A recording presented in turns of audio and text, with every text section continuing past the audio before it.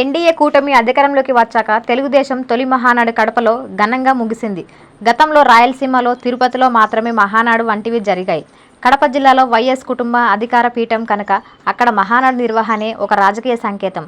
భారీ ప్రచారంతో సాగిన ఈ మహానాడు సభలు మొదలు కాకముందు నుంచే లోకేష్ను వర్కింగ్ ప్రెసిడెంట్గా నియమిస్తారు అనే ప్రచారం మార్మోగింది. 4వ దఫా చంద్రబాబు నాయుడు ప్రభుత్వం ఏడాది పూర్తి చేసుకోవస్తుందన్నది. 43 ఏళ్లు తెలుగుదేశం, చంద్రబాబు భవిష్యత్తు రాజకీయం గమనం ఎలా ఉంటుందన్నది కీలకం అంశంగా ఉండింది.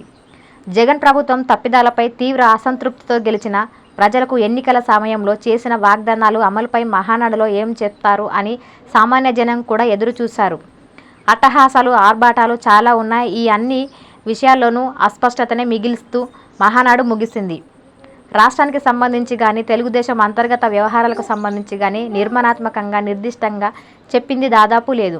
మహానాడు మరునాడే చంద్రబాబు నాయుడు జాతీయ మీడియాలోనూ, సిఐఐ వంటి వేదికలను చేసిన ప్రసంగాలలో ఏపీ బ్రాండ్ ఏదో మారిపోయి పెట్టుబడుల వరద ప్రవహిస్తూ తాను అద్భుతమైన పథకాలను రూపకల్పన చేసినట్టు మాట్లాడడం దీనికి కోసమెరుపు.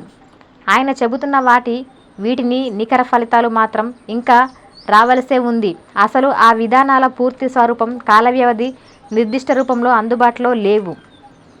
లోకేష్కు ప్రమోషన్ ఎప్పుడు, ఎలా ఇస్తారు అన్నది పూర్తిగా తెలుగుదేశం పార్టీ అంతర్గత విషయమే. కావలసినంత ఎలివేషన్ అయిపోయిందని, డిక్లరేషన్ మాత్రమే మిగిలిందని టీడీపీ ముఖ్యులే అంటున్నారు.